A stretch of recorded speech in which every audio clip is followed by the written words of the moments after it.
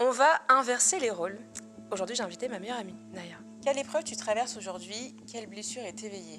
Je fais le deuil des parents que j'aurai jamais. J'ai une profonde peur que tout va s'effondrer du jour au lendemain. Je vais le dire, vraiment, j'ai été quelqu'un de violente. Verbalement, j'ai été quelqu'un d'agressive, j'ai été quelqu'un qui est tout le temps sur la défensive. Je suis capable de transformer toute mon ombre en lumière. Il y a un truc que tu caches encore publiquement. Il serait temps de le mettre en lumière. Hein? Tu vois de quoi je parle? Bon, là, je vais faire fuir tout le monde sur le podcast. Je suis capable de dire une phrase qui va te permettre de libérer ton système nerveux. C'est vrai que tu as ce truc de la personne va à peine parler, dire quelques mots et tu vas lire en elle et tu vas savoir sortir exactement ce qu'elle a en tête, ce qu'elle pense, comment elle l'a vécu. Je sors de certaines séances en me disant comment j'ai fait pour savoir ça? Comment j'ai fait pour savoir un truc pareil alors qu'elle-même, c'était dans son inconscient? Est-ce que tu as peur d'être devenue trop exigeante pour réussir à trouver quelqu'un à la hauteur de tes attentes? À quel moment je vais accepter moins que ce que j'ai déjà avec mes amis? Là, je m'adresse à toutes les femmes qui nous écoutent. Ne baissez jamais vos standards. Bonjour et bienvenue sur le podcast à voix haute. Aujourd'hui, je vous retrouve pour un nouvel épisode un petit peu particulier parce qu'aujourd'hui, j'ai invité une personne très chère à mon cœur. On va inverser les rôles. Aujourd'hui, j'ai invité ma meilleure amie, Naya. Bonjour Naya. Bonjour Morgane. Ça va? Comment tu te sens? Eh bien, je suis là.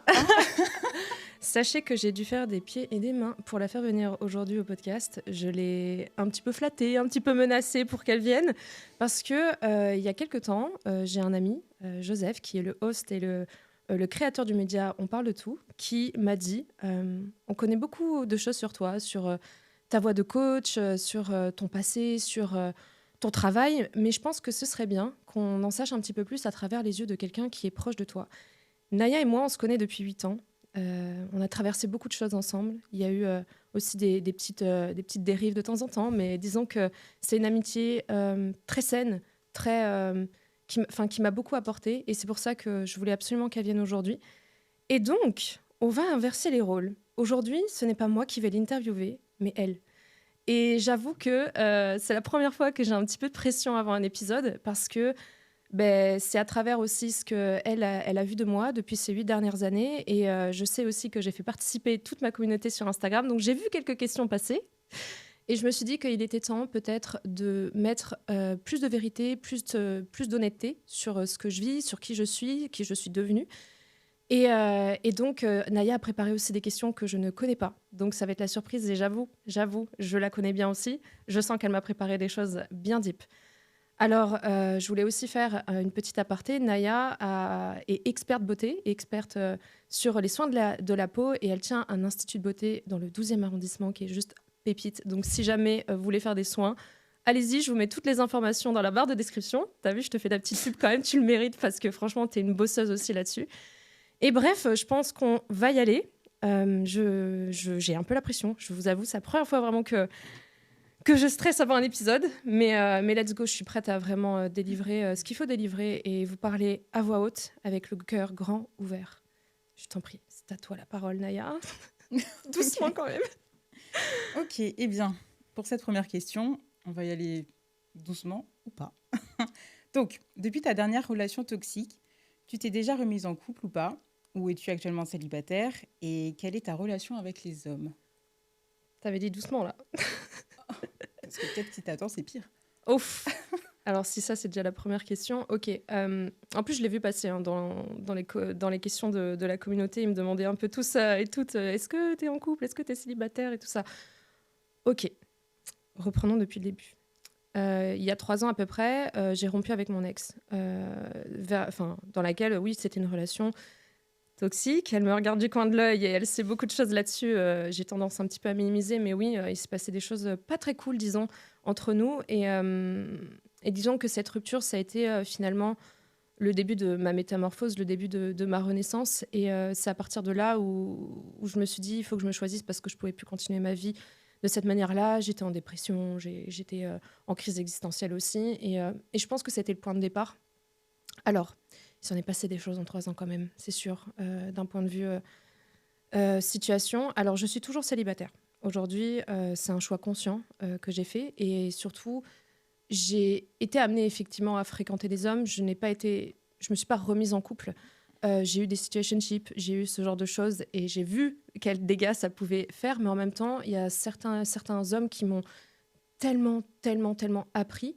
Et j'ai eu plusieurs phases. J'ai eu la phase où, effectivement, j'ai dû guérir de la relation avec mon ex, qui a été quand même une longue phase aussi, un deuil particulier. Hein. Toi-même, tu m'as vu dans certains états. Et c'est pas facile quand on a vécu une relation comme ça, parce que même si le mal a été fait dans cette relation, finalement, de me détacher de cette relation, c'était pas que ça, c'était tout mon lifestyle, en fait, tout tournait autour de lui.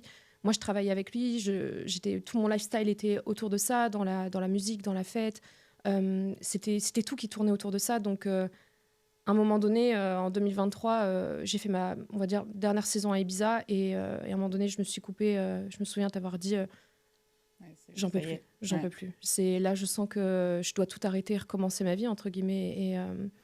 Et je suis rentrée d'Ibiza sur un coup de tête et je suis partie en Suisse. Ah ouais, moi j'ai des rôles de principe. Je fuis beaucoup, mais du coup, je prends un avion ou je prends quelque chose et je me barre pour réfléchir. Et j'étais en Suisse et je t'ai dit, ok, c'est bon, je vais couper tout le contact avec lui. Je peux plus en fait l'avoir dans ma vie. Et finalement, tu m'as grave soutenue pendant cette période de fou. Enfin, vraiment, c'était dur. Et ça a été le début aussi où je me suis dit, maintenant, il est temps de penser à moi réellement. On est partis à Bali ensemble. Et c'est là que tout s'est aussi éclairé, alors d'un point de vue perso, mais aussi d'un point de vue pro, où je me suis dit que je voulais me lancer en tant que coach dans le développement personnel. Et effectivement, mon ex, à ce moment-là, il me courait après, quoi. Il en a été même à contacter des membres de ma famille, à prendre un avion jusqu'à Paris. Tu te souviens de ça? Oui, purée.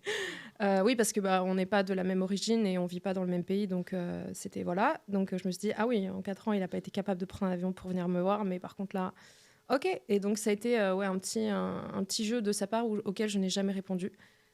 Donc disons que pendant un an, j'ai dû me reconstruire de ça. J'ai dû me reconstruire, mais pas que de ça. Il y a aussi tous mes traumas qui sont remontés à ce moment-là où j'ai décidé de les affronter. Et j'ai fait une longue thérapie là-dessus quand même, hein, parce que ça a fait tout en même temps. Hein. Ensuite, j'ai rencontré plusieurs personnes, plusieurs hommes qui m'ont réellement réveillée, mais vraiment positivement, et qui m'ont fait prendre conscience de ma valeur, je pense. Et à partir de là, j'ai vraiment reconnecté avec mon énergie féminine et me faire comprendre que j'étais pas trop, j'étais pas assez. Et ils m'ont aidé en fait à élever mes standards. Et je pense que c'était vraiment nécessaire de tomber sur des personnes comme ça.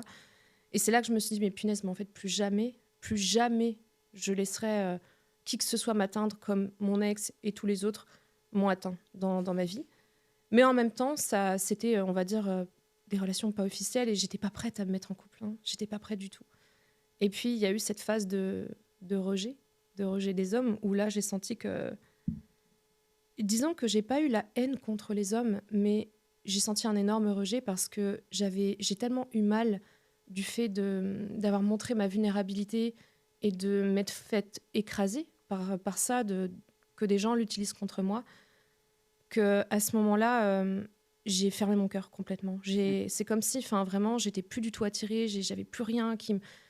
J'étais complètement...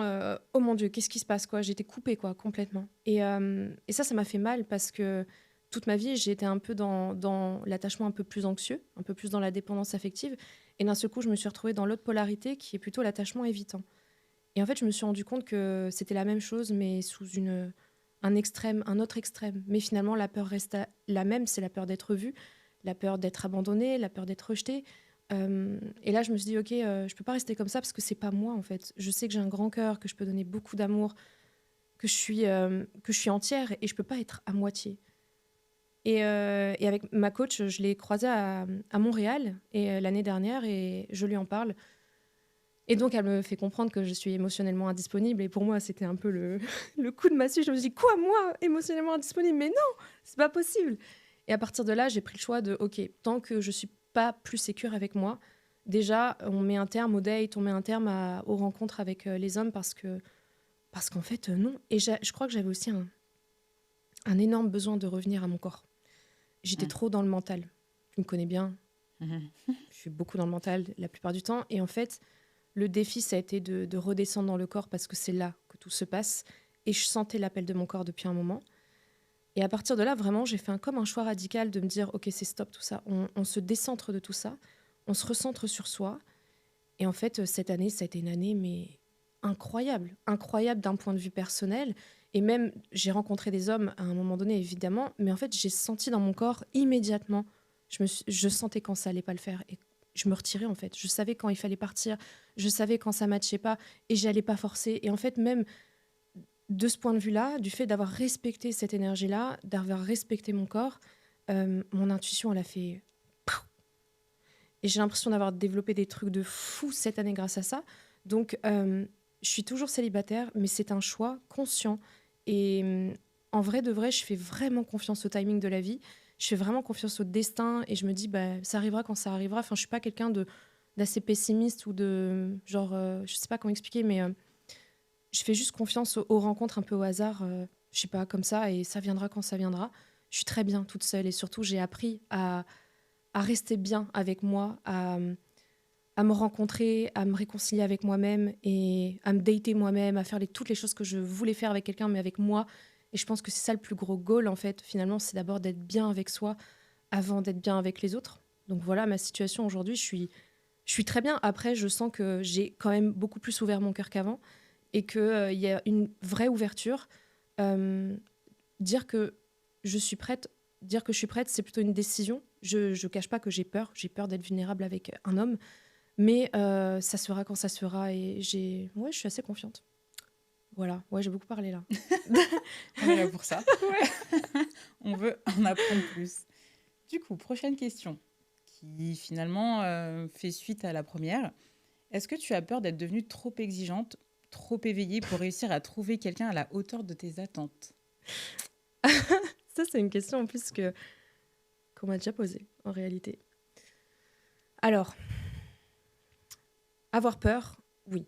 Parfois, j'ai peur d'être trop éveillée, de savoir trop de choses, d'être trop lucide et de scanner un peu trop les gens, disons. C'est sûr que ça réveille des choses parce que ça fait peur en face, en fait. Donc, immédiatement, moi, ça va me faire peur de me faire rejeter et tout ça, parce que peur du rejet, donc forcément. Mais n'empêche que là, je m'adresse à toutes les femmes qui nous écoutent, ainsi que les hommes en réalité. Ne baissez jamais vos standards. Ne baissez jamais, jamais vos standards. Toutes les fois où j'ai baissé un petit peu mes standards et mes non négociables, j'en ai payé le prix. Et à chaque fois, je me suis dit, mais pourquoi t'as fait ça? Pourquoi? Donc non, en fait, moi, je préfère réellement, genre, quelqu'un qui matche à 100% mes non négociables. Je dis pas les attentes, etc. Il y a des choses, tu vois, il y a des compromis que tu peux faire. Mais j'ai des non négociables dans ma vie où ça, c'est niente, j'en veux pas. Et toutes les fois où je me suis dit, bon, allez, vas-y, c'est pas très grave, je peux faire un compromis là-dessus, je me suis faite. Je m'en suis voulu parce que je me suis trahie. Donc, me dire, est-ce que je suis trop exigeante? Non. Parce que clairement, quelqu'un qui rentre dans ma vie, bah, il m'accepte tel que je suis entièrement, avec le fait que je brille énormément, mais aussi le fait que je peux être dans l'ombre, très deep, très down. Et c'est ça ou rien, en fait. Et je suis pas là en train d'imposer quelque chose, on va dire, d'instable ou quoi, mais c'est simplement que je suis comme ça. Et c'est important de le comprendre. Et en fait, quand je vois aussi mes amitiés, toi, Emma, Quentin, Mélanie, enfin toutes mes amitiés les plus proches qui m'acceptent telle que je suis dans toutes mes parts et toutes mes facettes et qui au contraire ne me jugent jamais et finalement les relations sont méga saines, mais à quel moment je vais accepter moins que ce que j'ai déjà avec mes amis, tu vois? Donc c'est aussi ça, je pense que mes amitiés me montrent au quotidien que je suis acceptée telle que je suis, donc je vois pas pourquoi j'irais baisser mes standards pour un gars. Mais impossible.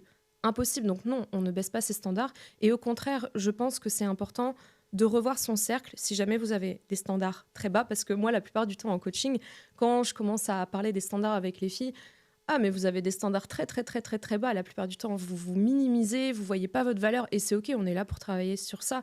Et moi, aujourd'hui, je pense que j'ai fait bam, comme ça, j'ai élevé tous les trucs chez les filles. Et c'est ça qu'il faut parce que à partir de là aussi, on fait un tri dans son entourage. Moi, je pense que c'est à partir du moment où j'ai fait ce tri-là, où j'ai commencé à évincer les gens qui ne respectaient pas mes limites, qui finalement ne voyaient pas trop ma valeur, qui me jugeaient, qui n'avaient pas confiance en moi ou en mes projets ou quoi que ce soit, que j'ai commencé à me dire, OK, je mérite mieux. Et à un moment donné, je me suis un peu retrouvée toute seule, hein, en réalité, parce que je savais plus qui était bon, qui était pas bon pour moi.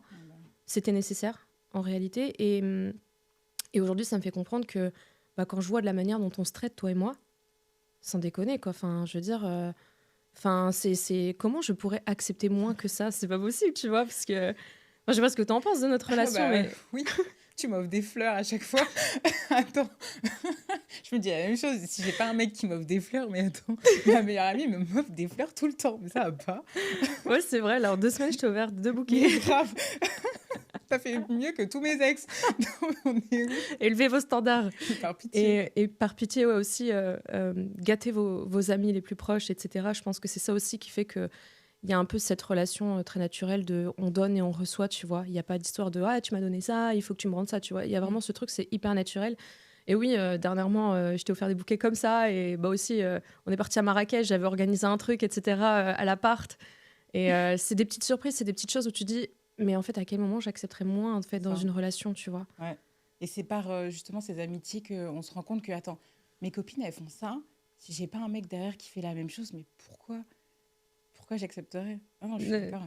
Ouais, il y a plein de choses comme ça. On se traite comme on voudrait être traité, tout simplement, C'est ça. tu vois. Donc, c'est aussi ça. Et je pense que ouais, notre amitié, c'est aussi ouais, la preuve que, punaise, on a bien évolué ensemble, en fait, tu vois. Et c'est fou parce que dans notre chemin, on s'est rencontrés en voyage, elle et moi. On s'est rencontrés. Pourquoi on rigole? On s'est rencontrés en Espagne. On s'est rencontrés, on bossait à côté de Barcelone. Et on bossait en boîte, etc. On s'est rencontrés comme ça. Et c'était une période, on va dire, très festive et très olé olé à ce moment-là. Et puis après, on est parti à Dubaï ensemble. On a fait beaucoup de voyages ensemble. On a beaucoup bossé ensemble. Enfin bref, on a fait beaucoup de trucs. Et après Dubaï, on s'est un peu perdu de vue parce que la vie a fait que et parce qu'il y avait une tierce personne qui était aussi dans le groupe et donc ça a créé pas mal de choses. Mais la vie nous a ramené, enfin l'univers nous a ramené au bon moment. Mais vraiment, c'était ça qui était dingue, c'était que moi j'ai eu ma relation, toi t'as eu ta relation Ouais. aussi. Ouais. Et puis, on s'est un peu perdu de vue parce que voilà, moi je vivais en Italie, toi t'étais un peu partout aussi.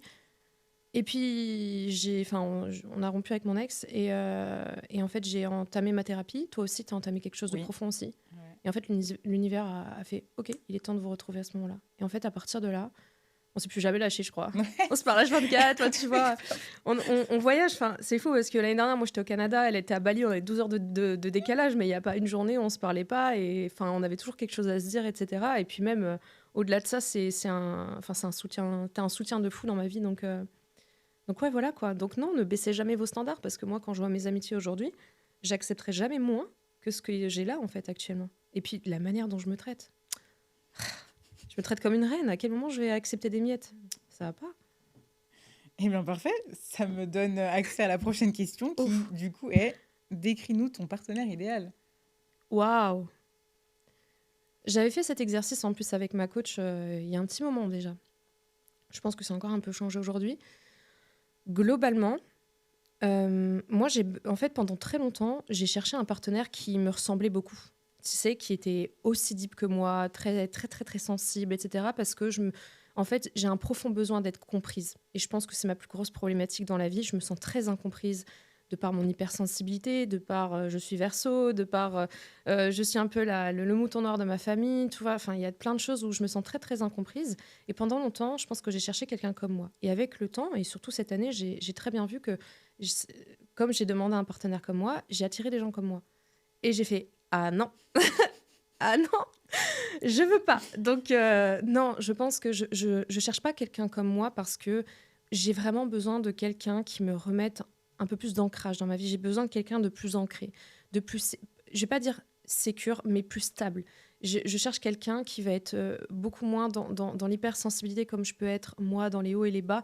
Parce que moi, je vis comme ça. Après, je sais très bien gérer avec moi-même. Mais c'est vrai que j'ai besoin de quelqu'un qui soit plus ancré, plus stable et qui me mette en sécurité. Je pense que la valeur ou en tout cas l'énergie qui doit prôner dans notre couple, c'est la sécurité. Je dois me sentir en sécurité pour pouvoir parler, pour pouvoir m'ouvrir, pour pouvoir aussi être dans mon féminin, tu vois. Je pense que c'est ça aussi qui active l'énergie féminine.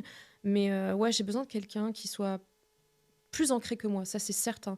Après, en termes de personnalité, je veux quand même quelqu'un qui soit drôle, tu vois. Ça c'est cool quand même, qui sache être léger aussi et parfois qui sache être deep. Et en fait, là j'y pense comme ça, mais je pense que là on commence à comprendre. J'adore parler.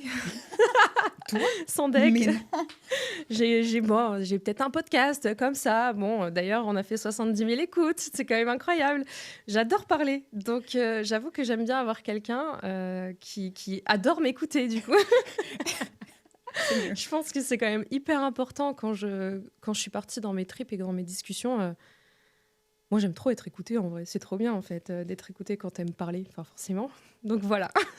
Je pense que c'est globalement le mec idéal, ça va ressembler à ça. Et puis, après, bah, forcément, ça doit suivre un peu mon lifestyle. Moi, j'aime beaucoup voyager. Je suis très indépendante et du coup, j'ai beaucoup besoin de liberté. Donc, bah, de voyager ensemble, ça, c'est important. Et qu'on soit l'un pour l'autre, ouais, beaucoup, beaucoup de respect entre nous. Ça, c'est important, qu'on se parle bien. Parce que chez moi, il y aura pas de cris, il y aura pas de porte qui claque. Je veux plus jamais connaître ça de ma vie. Donc, on communique. J'ai appris à communiquer et j'attends la même chose en retour. Et disons que d'un point de vue spirituel, j'attends quelqu'un qui a fait un travail sur lui, ça c'est sûr. Parce que au niveau où j'en suis aujourd'hui, je peux pas accepter quelqu'un qui est dans le déni ou qui n'est pas éveillé ou qui est en mode oui, moi j'ai rien, tout se passe bien. Ça ne pourra pas matcher. Ça c'est sûr et certain. C'est sûr et certain que ça pourra pas matcher. Je ne matche pas avec des personnes comme ça. Donc c'est vrai que j'attends quelqu'un qui a déjà déconstruit certaines choses intérieures. Donc pour moi, tu me dis que tu as fait une dépression, une crise existentielle, des burn-out, c'est un green flag. Hein. Vraiment. Pour moi, tu vas avoir un petit let's go. Voilà. C'est pas mal. J'aime bien. Ok, du coup, qu'est-ce que les gens ne comprennent pas de toi? Qu'est-ce que les gens ne comprennent pas de moi? Je scanne beaucoup. Je vis pas dans le mental, je vis dans le corps, dans l'intuition. Et ça, je pense que c'est dur à expliquer, mon Dieu. Je lis les gens, je vois l'invisible et je ressens tout.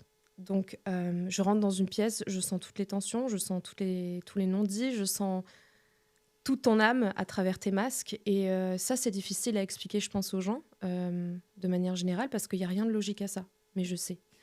Et donc, c'est quelque chose qui fait peur, généralement, quand j'explique ça, parce que ça intrigue, ça met beaucoup de curiosité, évidemment, mais ça peut intriguer. Et en fait, tu te rends compte que quand je le dis, et d'ailleurs, c'est aussi une des raisons pour lesquelles je suis célibataire, c'est qu'une fois que j'explique un peu comment je fonctionne et ce que je suis capable de canaliser, je fais peur aux garçons. Je dis bien aux garçons, hein, pas aux hommes. Voilà. Donc, je fais peur, en général, de par... je pense que je suis une femme, voilà, je suis indépendante, j'ai monté beaucoup de choses, je sais me débrouiller toute seule, etc., sur plein de choses. Et à la fois, je suis capable de détecter des choses chez toi que tu ne vois pas encore. Donc évidemment, ça fait flipper la plupart du temps. D'ailleurs, ça me fait penser à un truc. Tu te souviens, l'année dernière, quand on prenait conscience de ça et qu'on se disait, putain, on fait peur aux hommes, parce que Naya, c'est quelqu'un de très charismatique, indépendante, etc. Et l'année dernière, je me souviens, on était à Nice ensemble. Oui, je sais ce que tu vas dire. Et en fait, on se rendait compte qu'on faisait peur aux hommes. Enfin, vraiment, c'était fou, ça. Et à un moment donné, on a voulu se minimiser en disant, viens, on raconte qu'on est juste... toi, tu fais juste des petits soins pour le visage et moi, je travaille un petit peu dans la santé mentale. Mais on voulait vraiment minimiser nos métiers et notre pouvoir intérieur, etc. Parce qu'on se rendait compte qu'on faisait fuir tout le monde. Enfin, les garçons. Hein, parce que maintenant, c'est bon, on a compris la leçon. Et en fait, à partir de là, quand on s'est fait petite, on a attiré des petits. Intérieurement. Donc, après, moi, j'avais pris conscience immédiatement. Je dis, je crois que je suis plus alignée avec ça. Non, il est temps de montrer ça. Et en fait, je me dis, ce pouvoir-là que j'ai, finalement, je suis reconnaissante, même si je le montre pas encore à 100%. Je suis reconnaissante de l'avoir et il est temps de le dire et de le montrer parce que ça fait le tri à ma place. Si tu as peur de ça, si tu te sens en insécurité avec moi, mais très bien, c'est pas grave. Il y a beaucoup d'hommes qui se sont sentis en compétition avec moi. Je l'ai senti. Et ça, tu vois, je me dis, j'ai rencontré un mec à Montréal comme ça où il était assez impressionné par qui j'étais et comment je ressentais les choses et tout ça. Et en fait, j'ai senti immédiatement qu'il est rentré dans une sorte de compétition. Il l'a pas dit, je l'ai juste senti. Et à un moment donné, ça s'est confirmé sur 2-3 trucs. Et j'ai fait, allez, non, c'est ciao. Donc, c'est aussi pour ça que je suis célibataire. Je pense que je fais pas partie des gens dans la norme. Donc, forcément, je vais pas chercher quelqu'un qui est dans la norme non plus. Donc, ces gens sont plus rares aussi. Et j'accepte en vrai. Mais du coup, il y a beaucoup de gens qui comprennent pas ça de moi. De vivre dans le corps, de vivre dans le cœur, de vivre dans un ressenti Enfin, c'est de tout scanner tout le temps, en fait, avec les gens et de d'avoir beaucoup de pressentiments ou de rêves prémonitoires qui viennent me dire des choses. N'est-ce pas, Naya? Oui, si ça pouvait concerner que ta personne, ce serait bien. Comment? Si ça pouvait concerner que ta personne, Non, ce serait bien. le truc, c'est que maintenant, quand je suis reliée énergétiquement avec des gens, forcément, je vais sentir aussi à distance les choses. Donc, en gros, on peut pas mentir, quoi. C'est ça le truc. Oui, je confirme. Je confirme. Oh, mon Dieu. Du coup, suivant. Quelle est la plus belle preuve de guérison en toi aujourd'hui? Je suis là, au micro d'un podcast, à parler de tout ça avec beaucoup de recul, à parler de ma santé mentale, de mes traumas, de ma dépression, de la relation avec mes parents, de tout ce que j'ai vécu, avec vraiment comme si... En fait, je sais que ça m'est arrivé, mais je le dis avec beaucoup de recul et dans le but vraiment de montrer à toutes ces personnes qui sont dans le dur actuellement que c'est possible de s'en sortir. Moi, je sors de nulle part. Je sors de nulle part et j'ai rien de spécial. Mais j'ai une volonté intérieure et vraiment une force intérieure que j'ai reconnue. Et je sais que peu importe ce qui peut m'arriver dans la vie, je sais que je suis capable de remonter la pente à tout moment. Et je pense que la plus belle preuve aujourd'hui, c'est que je suis devenue l'adulte que j'avais besoin quand j'avais 8 ans, 10 ans, 12 ans. Et ça, je pense que c'est la plus belle preuve, en fait, parce qu'à chaque fois que je reconnecte avec mon enfant intérieur, elle se sent tellement en sécurité avec moi. Et elle me remercie chaque jour, en fait. Et ça, je le sais, et je la fais vivre dans mon quotidien.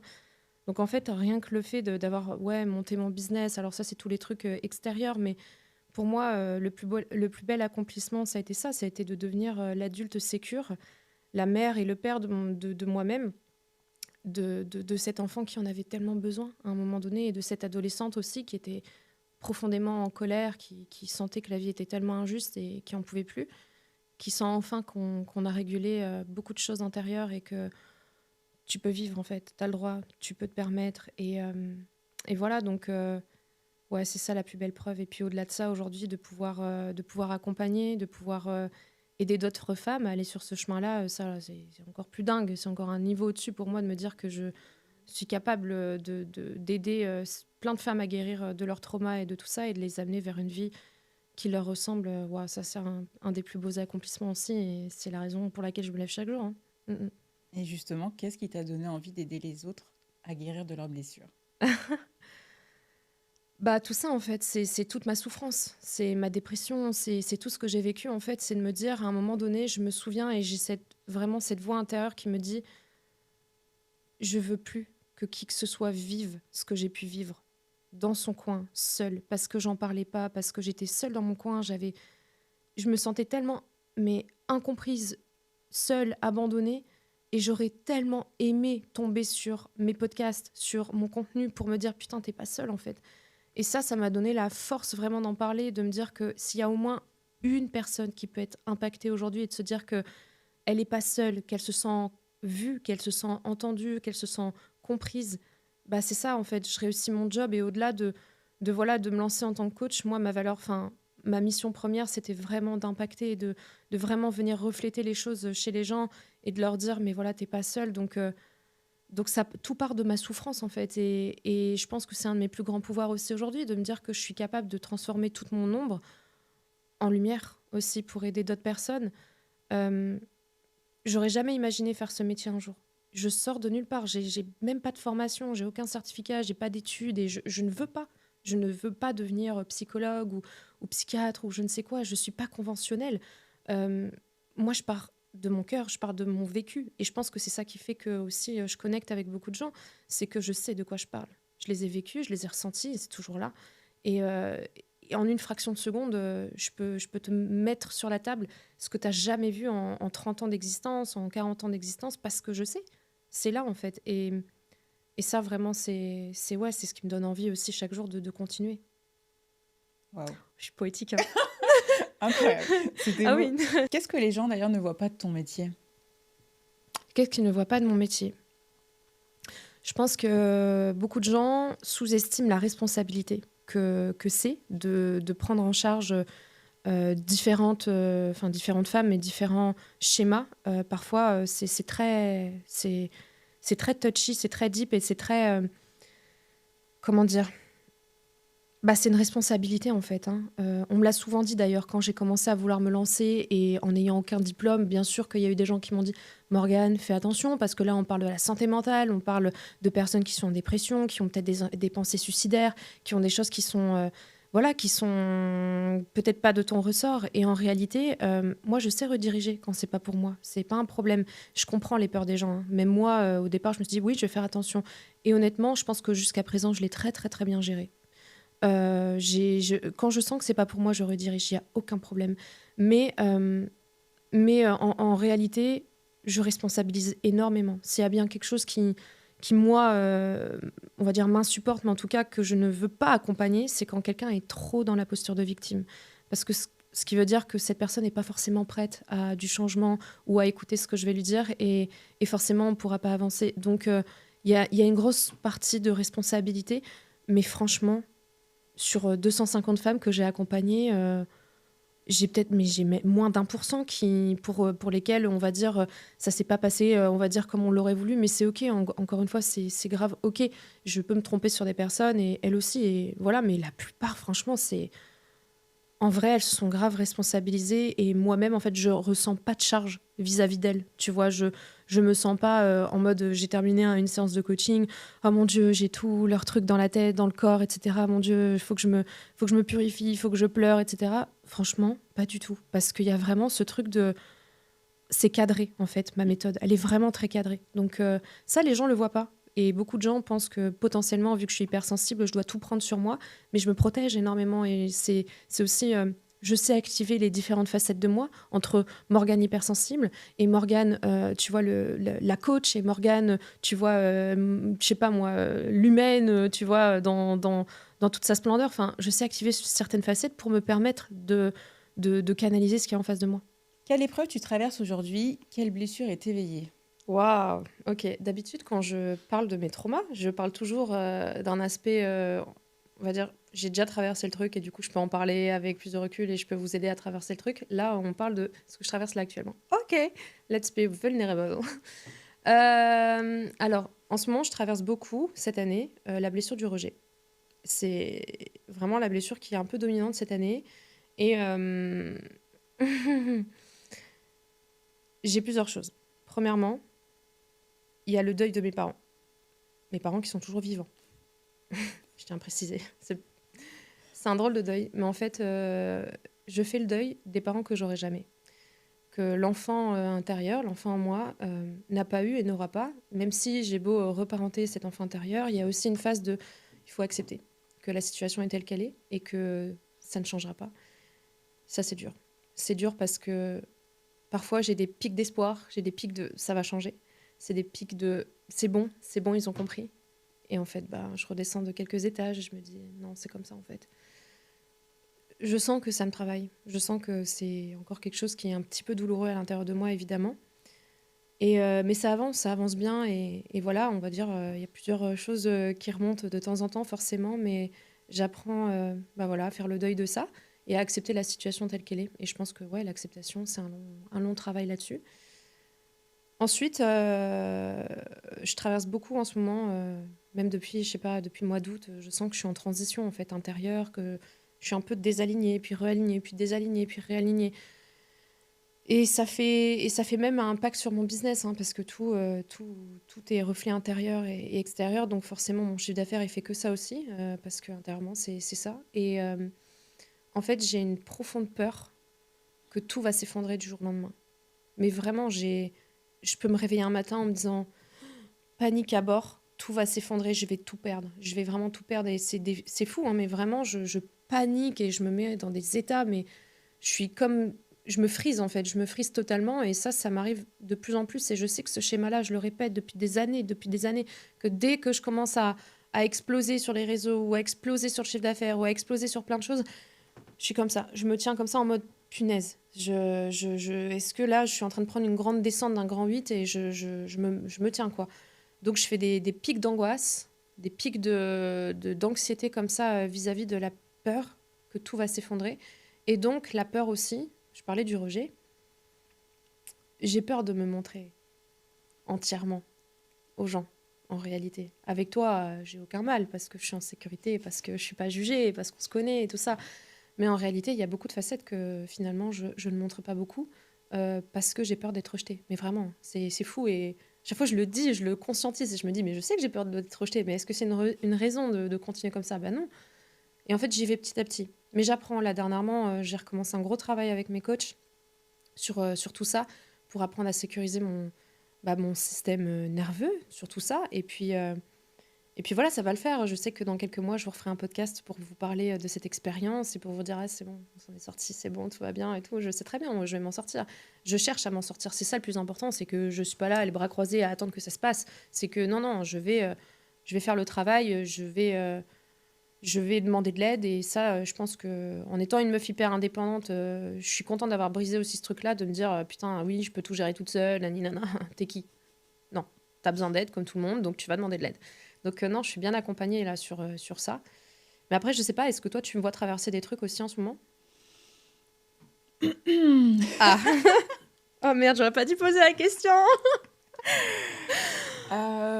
Oui, après, ça concerne plutôt... Enfin, non, il y a deux phases. Il y a le côté famille, où effectivement, il y a cette grosse peur du rejet. Je sais pas si j'en Sors, suis... vas-y, sors la bombe là. Il peut y avoir un peu aussi du côté de ta sœur, même. Ouais. Ouais. Le rejet. Mais ça se travaille petit à petit. C'est de mieux en mieux, que ce soit de ton côté ou de son côté, d'ailleurs. Et il y a aussi ta mère, Ouais. et même ton père aussi, d'ailleurs, en vrai. Ouais, les parents quoi. Là, Ouais. ouais, les deux côtés. Ouais, c'est dur encore. Hein. C'est des phases. C'est des phases et enfin, il y a beaucoup de choses qui ont déjà été faites, qui ont déjà été faites et qui ont déjà été dites, etc. Mais évidemment, moi-même, hein, je suis pas parfaite, hein, même si je suis coach, etc. Il y a encore beaucoup de choses qui doivent être guéries, hein, forcément. Hein. J'ai été une enfant qui n'a pas été comprise, qui n'a pas été écoutée, et même l'adolescence, je me suis sentie abandonnée, je me suis sentie délaissée en fait dans un chaos à la maison où je me suis dit ouais, c'est dur. J'ai beaucoup de mal à pardonner. J'ai beaucoup de mal à calmer la rage de l'adolescente. Et quand elle est là, ouais, c'est dur. Mais ça va, je sens que déjà depuis, si je dois calculer la moi d'il y a 2-3 ans et celle d'aujourd'hui, Ça n'a rien à voir. là-dessus, ouais. Hein. J'ai été quelqu'un, je vais le dire, hein, vraiment, j'ai été quelqu'un de violente. Hein. Verbalement, j'ai été quelqu'un d'agressive, j'ai été quelqu'un qui est tout le temps sur la défensive. Ça se voit pas comme ça. Je suis beaucoup plus calme. Aujourd'hui, ça se voit, mon système est un peu plus, tu vois. Mais j'ai toujours appris ça, en fait. J'ai toujours appris que ce langage-là. Donc, dès que quelqu'un voulait m'écraser, c'était même pas possible. Je t'écrasais d'abord. Donc j'ai toujours écrasé, en fait, tout ce qui se passait face à moi. Et aujourd'hui, tout l'enjeu, c'est de plus jouer dans ce jeu-là. Même si on me provoque encore en face, même s'il y a encore tous ces trucs qui me font terriblement mal, qui me touchent, c'est d'accepter de plus réagir avec la blessure. Et c'est là qu'on voit aussi qu'on a guéri. C'est de comprendre que je ressens toujours, mais je décide de pas agir avec cette réaction-là, parce que je sais que ça va pas me nourrir, en fait. Je sais que ça va pas amener ma paix. Et en fait, comme mon objectif premier, c'est d'être en paix, si je réagis avec ma rage et ma colère, je sais que je vais renourrir quelque chose que j'aime pas en moi. Et je veux plus avoir cette facette de moi et je veux plus... c'est pas moi, en fait. C'est ce qu'on a créé de moi. C'est quelque chose qu'on a créé pour déverser quelque chose, mais moi, je veux plus être cette personne. Donc c'est encore dur, évidemment, et j'ai des phases, en fait. Hein, c'est un deuil. Donc, plusieurs phases, mais déjà là, en comparant sur la moi d'il y a 1 an, 2 ans, ouais, c'est bon, ça va. Je suis fière de moi, de qui je suis devenue quand même.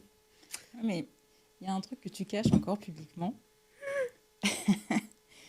Est-ce qu'il serait temps de le mettre en lumière, hein? Tu vois de quoi je parle?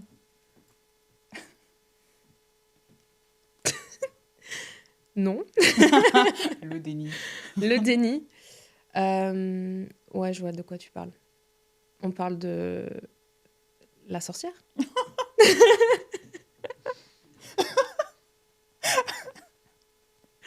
Bon, là, je vais faire fuir tout le monde sur le podcast. Ok, j'ai un peu spoilé juste avant, en réalité. J'ai un peu expliqué que je scannais beaucoup les choses, etc. Et en fait, cette année, ça ça a fait puissance 1000 et même moi, je me suis fait peur, hein, je vais pas cacher, hein. C'est quelque chose que j'ai encore du mal à montrer. Pourquoi? Parce que moi-même, c'est une nouvelle facette de moi que je sais que j'ai, mais qui me fait encore peur parce que je sais que je peux partir loin et que ça peut être en mode, parfois, ça nous glace le sang à toi et moi, tu vois. C'est trop précis pour... Ouais. tu vois, genre vraiment, hein, là, je pense que t'as des J'en ai flashbacks larmes là. aux yeux. Voilà quoi, tu vois. Et ouais, non, c'est chaud quoi. Donc, je sais que c'est encore un truc que j'assume pas encore profondément. Par contre, dans mes coachings et dans mon programme Métamorphose et tout ça, c'est un truc qui est complètement open et genre vraiment, je suis 100% avec ça, avec ce pouvoir intérieur, cette capacité intuitive à tout canaliser. Et hier, d'ailleurs, j'avais un call avec Gaïa. Gaïa, qui est aussi coach dans le programme Métamorphose, c'est une coach que j'ai recrutée pour m'aider à accompagner toutes ces femmes. Et elle me disait, mais tu te rends pas compte, mais c'est fou ce que tu es capable de faire. Et moi, tu sais, je suis en mode, oui, oui, en fait, tout le monde est comme ça. Non. Et c'est vrai que cette année, c'est fou. Je sais pas si t'as... Parce que là, moi, j'en parle comme ça, c'est dur d'expliquer, mais je sais pas si toi, avec tes mots, et peut-être un exemple en tête pour situer. Un exemple. S'il y en avait qu'un. Si je dois parler du côté pro, c'est vrai que tu as ce truc de la personne va à peine parler, dire quelques mots et tu vas lire en elle et tu vas savoir sortir exactement ce qu'elle a en tête, ce qu'elle pense, comment elle l'a vécu, etc. Et j'ai pu y assister le jour de ton événement Mm. où tu as scanné une nana et tu lui as dit déjà exactement ce qu'elle avait besoin d'entendre, pas ce qu'elle veut entendre, parce que c'est complètement deux choses différentes. Donc ouais, ce qu'elle avait besoin d'entendre, et d'ailleurs tout le monde a pleuré à ce moment-là, voilà. Et après, sinon sur le côté perso, dernièrement, là, quand on était à Marrakech il y a quelques jours, on discutait d'un truc et tu m'as sorti exactement ce truc. Mm. Que tu t'essayais de te cacher, mais en fait, tu peux pas me le cacher. Mais En fait, la différence, c'est que comme je ne vis pas beaucoup dans le mental, disons, plutôt dans le corps, en fait, le corps ne ment pas dans la posture, dans le ton de la voix, dans la façon dont tu vas raconter les choses. Moi, je vais vraiment analyser toutes les choses. Vous allez me dire, mais je suis psycho. Ouais, ok, pensez que je suis psycho, je m'en fous. Moi, je sais détecter une vérité quand il y a un mensonge et le corps, en fait, il ment pas. Et parfois, je garde les choses pour moi parce que je sens quand la personne n'est pas forcément prête à l'entendre aussi. Mais quand on me demande, je suis toujours là. T'es sûr? Are you sure? Parce que là, je vais pas te dire ce que tu as envie d'entendre. Et c'est la plupart du temps, c'est ça aussi, c'est que dans mes séances, etc., c'est bon, ok, qu'est-ce que tu veux là? Est-ce que tu veux que je te rassure ou est-ce que tu veux que on avance et que je t'explique un petit peu la situation là? Ok. Et ouais, il s'est passé des choses, parfois même moi je me choque, hein. Parfois je sors de certaines séances en me disant comment j'ai fait pour savoir ça? Comment j'ai fait pour savoir un truc pareil alors qu'elle-même, c'était dans son inconscient? Et là, oui, dernièrement, avec toi, bah, je me mets dans cette posture-là et en fait, tu m'as posé la question, tu me poses une question en mode, en gros, est-ce que c'est ça? Est-ce que je dois aller vers ce chemin-là?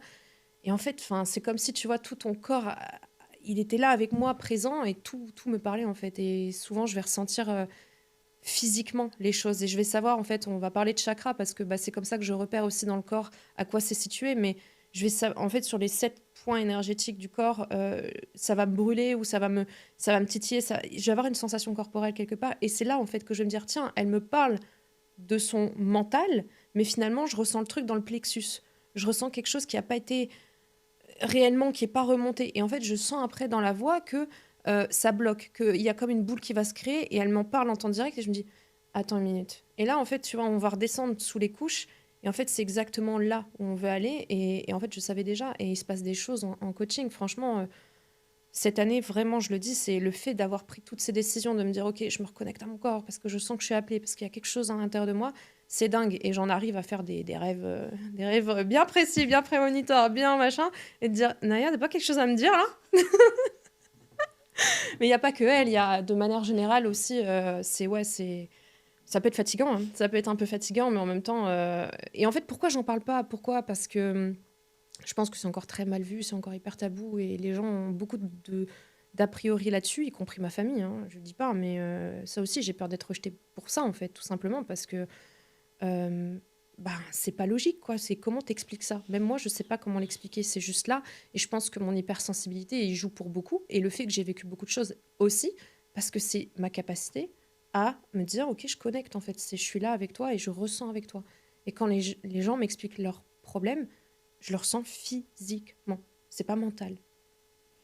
Ouais, et justement, qu'est-ce que tu vois, ressens en premier chez quelqu'un, son énergie, son trauma, sa vérité ou son masque?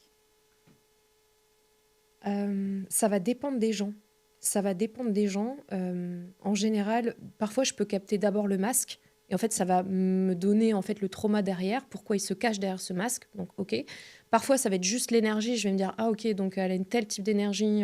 Elle, c'est une énergie rééquilibrante. Elle, c'est une énergie un peu guérisseur. Elle, c'est, tu vois, ça va dépendre des gens. Et parfois, ça va être le trauma en lui-même, dans la posture, etc. Ça va être la manière dont elle se comporte, dont elle va se placer dans une pièce, etc. Ça va dépendre des gens, mais ouais, c'est globalement, je vais arriver à la racine très rapidement, hein, mais ouais, ça dépend ce qu'il laisse dégager en premier. Et après, bah, je vois l'âme aussi, surtout. C'est que au-delà de tout ça, je vois la vraie personne derrière tout ça. Et en fait, la plupart des gens ont peur de se montrer tels qu'ils sont parce qu'ils s'acceptent pas. Mais moi, en fait, je trouve qu'il n'y a rien de plus beau. Il y a rien de plus beau de toute cette vulnérabilité. Et en fait, moi, c'est cette personne-là que j'ai envie de voir.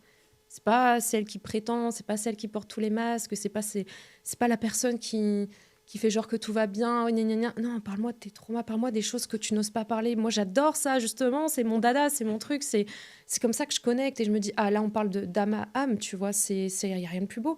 Et dans les yeux, tout se voit. Vraiment, 5 minutes de regard comme ça, c'est bon, je sais. I know. Et est-ce qu'il y a quelque chose que tu aurais préféré ne pas capter justement chez quelqu'un? Parfois, oui. Parfois, oui, il y a des choses que, malheureusement, enfin, parfois, je contrôle pas toujours ça.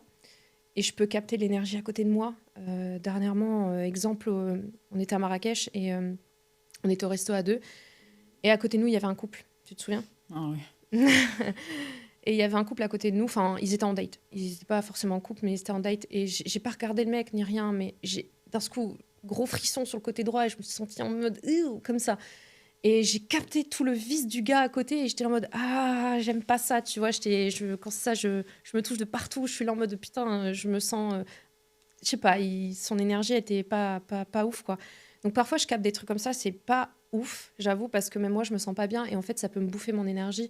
C'est qu'il y a beaucoup de vampires énergétiques et moi en fait je dois apprendre aussi à me protéger de ça. Alors ça va mieux qu'avant, mais parfois en fait je le fais sans vouloir le faire et c'est ça. Et parfois aussi, et ça m'est beaucoup arrivé cette année, surtout chez les enfants, de croiser des enfants, de croiser leur regard et de vivre, de savoir ce qu'ils ont vécu. Et d'être pris au ventre comme ça,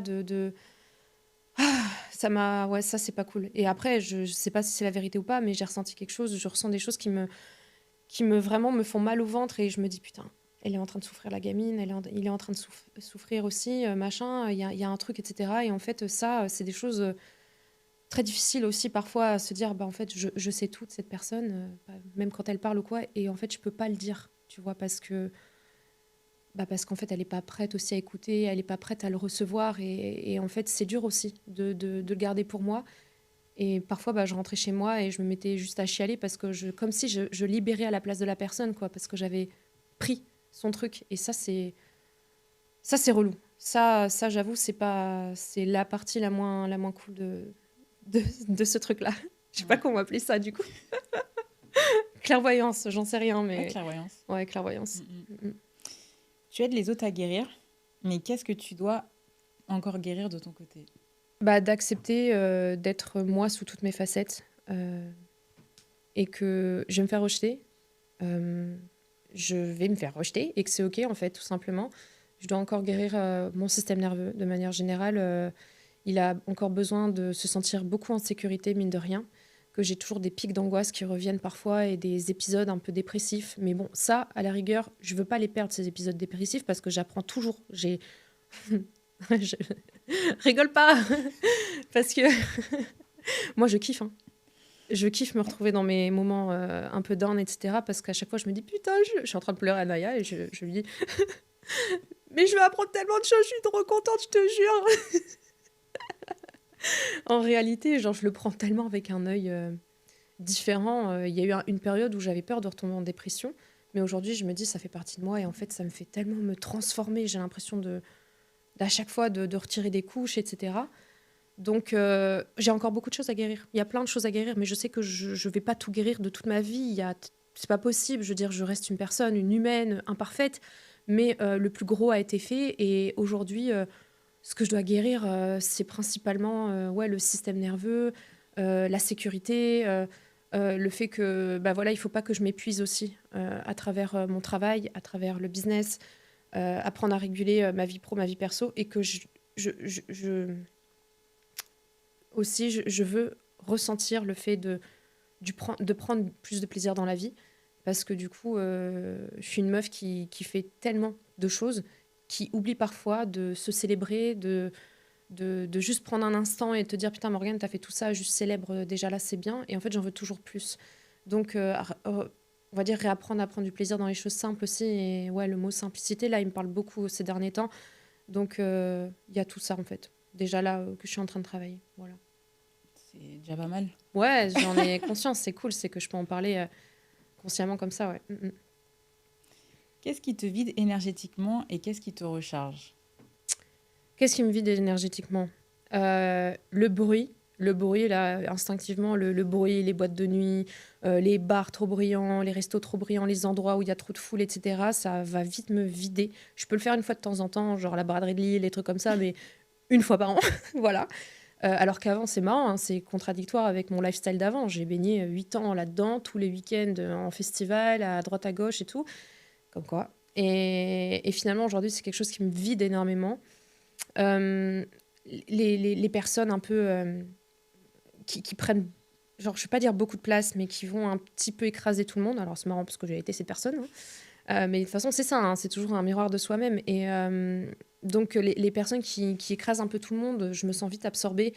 Et ouais, les postures de victime. Ça, j'arrive plus. Ça, j'avoue que pour en connaître beaucoup dans l'entourage familial, c'est un truc qui m'insupporte. De venir toujours se plaindre de sa vie, de ses problèmes, de sa situation, mais de rien faire pour changer.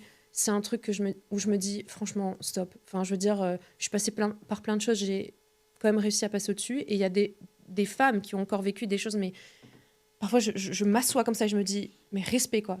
Vraiment respect. Parce qu'elles décident encore de choisir l'amour et la paix à travers tout le chaos et la violence qu'elles ont vécu. Donc merde. Ça, c'est un truc qui me trigger énormément. Qu'est-ce qui me vide encore énergétiquement? Ouais, tout ce qui va être bruyant, en vrai. C'est tout ce qui va être bruyant, qui va trop me stimuler, en fait. Moi, je me sens de plus de calme. Et du coup, forcément, ce qui va venir me nourrir, bah moi j'adore aller au musée. Déjà, c'est un truc qui me nourrit. En fait, moi j'ai besoin de me reconnecter à des choses très simples et très vieilles. Je sais pas, des choses qui ont une âme ou j'en sais rien, mais j'ai besoin d'aller au musée, j'ai besoin d'aller voir des trucs d'art et tout. Ça me... Ah, tu vois, la première chose que je fais à chaque fois que je rentre en France, la preuve... Au musée. Je vais au musée, hein, je te laisse, je vais au musée. Hein. Je suis obligée. Et là, je suis trop contente. Je suis à Paris, je me dis, je vais aller au musée au moins 2-3 fois par semaine pour me recharger. J'adore les cafés, j'adore me dire, les gens qui sont dans une ambiance cosy, un peu travail, etc. Ça me met dans une... Pareil, ça me met dans une énergie, dans l'énergie que j'aime bien. J'aime bien... ce qui me nourrit, c'est les conversations à 3h du mat sur un truc complètement loufoque et tu te dis, mais what the fuck, mais j'adore ça, tu vois. Genre, c'est pas des choses extravagantes, mais ça me nourrit. Les voyages, ça me nourrit aussi. À chaque fois, j'apprends des choses incroyables, ça me reconnecte à quelque chose. On rigole, on lâche prise, et puis en même temps, on apprend, tu vois, on rencontre des gens. Moi, j'adore rencontrer les gens comme ça, un peu au hasard. Ça fait partie de, tu vois, je me dis à chaque fois, c'est un peu l'effet papillon, où tu rencontres comme ça quelqu'un, et ça fait une connexion, et tu te dis, putain, trop bien. Et il s'est passé des choses comme ça en voyage qui sont extraordinaires. Donc tout ça, ça me nourrit. Et le fait d'être avec moi-même, en vrai, hein, moi, je suis trop contente d'être avec moi. J'adore ma solitude. J'adore être dans mon coin, être dans ma bulle, être dans mon... Enfin, je sais pas, ça me nourrit énormément. Donc ouais, tout ça cumulé, ouais, ça me nourrit bien. Ok. Est-ce qu'à un moment, tu as rejeté ton côté intuitif, sorcière? Et pourquoi? Ah bah oui. Je pense parce que déjà, quand tu regardes un petit peu la société, je pense qu'on cherche à éteindre un peu les femmes sur leur intuition, sur leur façon de ressentir. Parce qu'encore, là, de ce que je suis en train d'expliquer, pour moi, tout le monde est capable de faire ce que je fais et de ressentir ce que je ressens. Mais en fait, il y a très peu de gens qui écoutent vraiment leur intuition et qui écoutent vraiment ce qui se passe corporellement. le langage de l'ego et du mental est totalement différent du langage corporel et intuitif. Et ça, c'est un autre langage. C'est comme si vous alliez apprendre une nouvelle langue. Il faut apprendre à le détecter. Et pour ça, il faut apprendre à ralentir. Il faut apprendre à revenir dans le silence, dans des choses qui sont beaucoup plus organiques, à respecter ses cycles. Et chez les femmes, c'est déjà développé. Mais avec la société actuelle, le patriarcat, etc., forcément, on a été amené à se couper de ça parce que tout de suite, elle est folle. C'est vraiment le premier truc qui va te venir. Ah, mais celle-là, elle est folle. Elle est psycho. Mon Dieu, elle a besoin d'être enfermée ou je ne sais quoi. Donc forcément, avec ces croyances-là, et puis il n'y a pas si longtemps, on brûlait ces femmes pour ce genre de propos. Donc je sens un peu le poids derrière moi quand je suis en train de raconter ça et à voix haute. Donc il y a toutes ces choses-là où en fait, ça a amené les femmes à se couper en fait finalement de ce pouvoir intérieur qui est finalement mais tellement extraordinaire. Et donc moi aussi, je sens que je me rejette encore là-dessus. Honnêtement, je sens. Mais on y va step by step parce que je me découvre à travers aussi ça tous les jours et c'est pas facile. C'est pas facile de l'assumer, mais moi j'ai envie de dire toutes les femmes l'ont, toutes les femmes sont très intuitives et même les hommes, mais tout le monde est très intuitif. Il faut juste apprendre à s'écouter et à se faire confiance, même quand tout le monde pense que c'est faux et que vous savez que c'est vrai, que vous avez un pressentiment dans le fond de votre ventre que c'est pas bon, que y a un truc qui va pas, etc. Faites confiance à ça parce que la plupart du temps, vraiment, on ne se trompe pas. Surtout l'intuition féminine, elle est méga forte, vraiment, c'est dingue.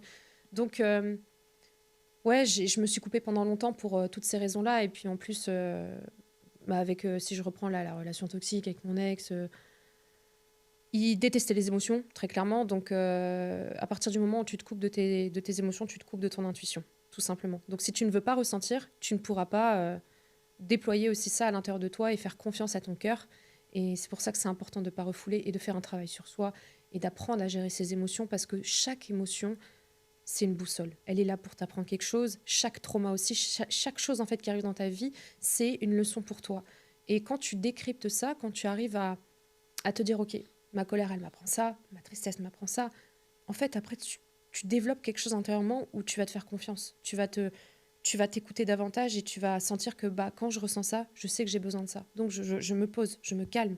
Et en fait, toutes les réponses viennent comme ça. Elles viennent pas par le mental, elles viennent par le corps, par l'énergie qui circule de manière très organique, très cyclique. Et ouais, donc ça fait pas très longtemps. Moi, je trouve que je suis reconnectée pleinement à ça. Et encore, je pense que j'ai pas encore déployé toutes les cartes de ça. Mais moi, je vois des femmes autour de moi aussi qui canalisent, qui font des choses. Et je capte aussi les personnes qui sont très intuitifs et qui sont en mode j'ai peur. Et je suis en mode tu sais que tu peux. Et en mode t'es capable. Genre vraiment, vas-y, tu vois. Genre, il y a quelque chose, va exploiter. Et je leur souffle un petit truc et en mode ça met la petite puce à l'oreille pour que cette personne puisse aller plus loin sur ça. Et c'est quoi au fond ton super pouvoir? Mon super pouvoir, ouais, en mode warrior. Alors, je vais répéter ce que m'a dit Gaïa hier, mais je suis capable de dire une phrase qui va te permettre de libérer ton système nerveux. Juste en une phrase. Ce que tu avais besoin d'entendre depuis des années pour te faire avancer. Mon pouvoir, en fait, il réside dans le fait de te voir à travers tous tes masques, à travers ton ego, à travers tous tes mensonges, à travers ce que toi, tu ne vois pas.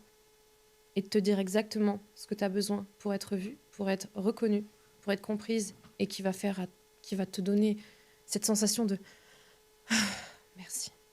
Ça, c'est mon pouvoir. Okay. Et pourquoi les femmes viennent vers toi plutôt qu'un psy?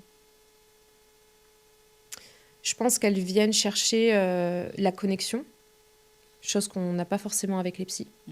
Toi-même, tu sais. Oui. En fait, toutes les femmes qui viennent me voir, elles ont déjà été accompagnées par des psys, des thérapeutes, en fait, tout le monde médical conventionnel, disons. Et qu'elles ont toutes le même constat.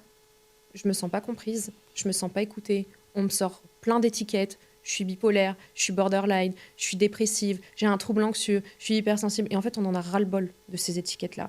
Et je pense qu'avec moi, elles viennent pour comprendre que toutes ces étiquettes-là, on s'en fout. En fait, on s'en fout et on vient voir aussi le côté, tu vois, le côté transformateur de cette étiquette à la rigueur pour permettre aussi à la personne de se dire, ok, t'as vécu avec ça, mais regarde ce que ça peut t'apprendre. Parce que moi, c'est comme ça que j'ai transformé les choses. Et elles viennent pour se sentir, je pense, pour la première fois de leur vie, écoutées, tout simplement, parce qu'en fait, tu te rends compte que la plupart des gens ont besoin d'être écoutés, pas forcément d'avoir des solutions à leurs problèmes. Et en fait, ça, c'est mon rôle aussi de savoir détecter ça. Mais la connexion, moi, j'ai une connexion de fou avec chacune de mes clientes. C'est hyper important pour moi parce que finalement, quand j'ai créé mon accompagnement, je l'ai créé avec moi ce que j'avais besoin quand j'étais accompagnée par les psys, etc., et que ça n'allait pas. Et en fait, c'est exactement ça. Il manquait d'humain, il manquait de connexion. Tu avais l'impression d'être un dossier de plus sur leur journée. Moi, je voulais pas ça. Je voulais absolument pas créer quelque chose comme ça.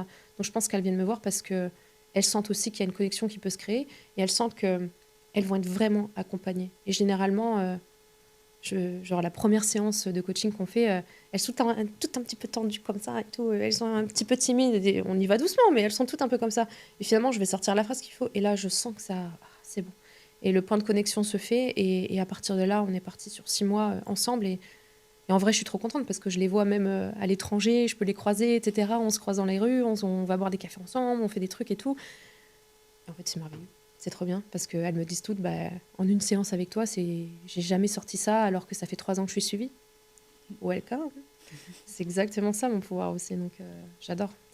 Voilà, je pense que c'est pour ça qu'elles viennent me voir parce qu'elles en ont marre du conventionnel et qu'elles veulent aussi travailler autant. Moi, je travaille pas que sur le mental et sur tous ces trucs de te trouver les réponses. Il y a aussi sur le côté corporel, le côté système nerveux, le côté énergétique et un peu spirituel aussi. Donc ça englobe tout et c'est ça qui guérit. C'est pas le mental qui guérit, c'est le corps. C'est bon, on a fini les questions. Oh my god, ok. Ça faisait bien longtemps que je m'étais pas livrée de cette manière-là et en vrai, moins de pression finalement. Je me suis sentie assez à l'aise pour en parler et ça m'a fait plaisir peut-être de dévoiler une nouvelle facette de moi que vous ne connaissez pas, peut-être que vous ne me compreniez pas jusqu'à présent. J'y vais en douceur quand même, mais j'espère que cet épisode vous a plu. Merci Naya. Merci Naya d'être venue me poser toutes ces questions. Mon Dieu, ça va, c'était pas trop... Je m'imaginais pire en fait finalement. Ouais, non, ça va. Eh bien, merci beaucoup. Merci d'avoir écouté cet épisode. Si ça vous a plu, n'hésitez pas à laisser une petite note sur la plateforme sur laquelle vous l'écoutez. Venez me suivre sur Instagram aussi parce que je partage plein de choses au quotidien sur la santé mentale, sur mon parcours. Et surtout, prenez soin de vous. Prenez soin de vous, de votre cœur, de votre corps. Et n'hésitez pas à m'envoyer un petit message si vous avez besoin d'aide. Merci beaucoup. Je vous retrouve à très vite sur le podcast À Voix Haute. Ciao!